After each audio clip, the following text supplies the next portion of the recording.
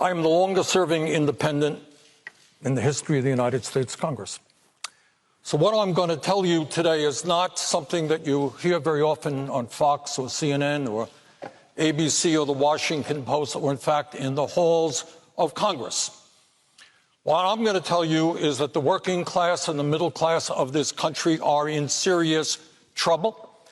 We are moving toward an oligarchic form of society where a small number of billionaires not only have extraordinary wealth, they have extraordinary political power.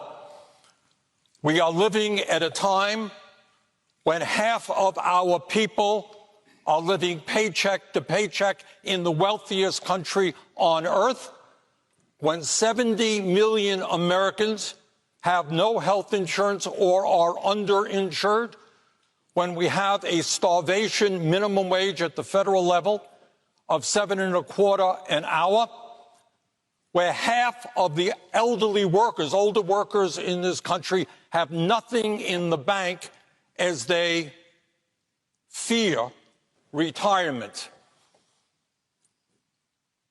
What I believe is that now is the time not to defend the establishment, which is doing phenomenally well.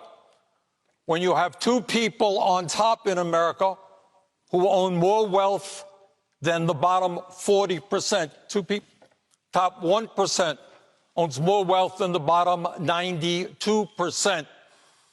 CEOs of major corporations today are making 350 times more than their workers, and we have more income and wealth inequality than any time in American history.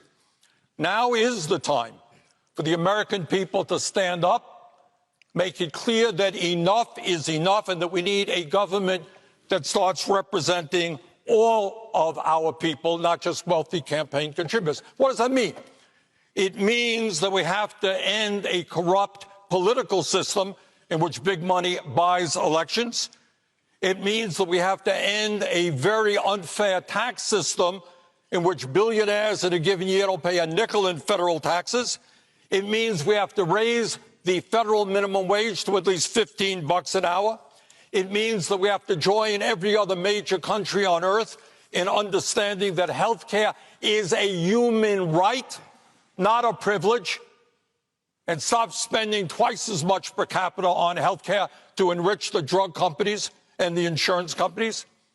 It means that Medicare is going to have to negotiate prescription drug prices so that we can lower the cost of prescription drugs by 50%. It means that we cannot continue to be the only major country on earth not to have paid family and medical leave.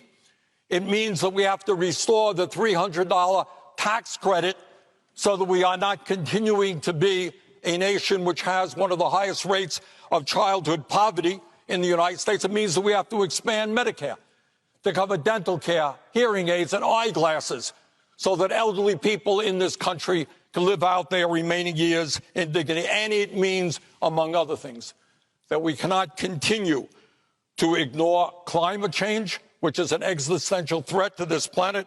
And obviously, given the tragedies that we have faced in the last month in terms of guns, we need serious and real gun safety legislation. Bottom line, let's create a government that works for all of us, not just the people on top. Thank you.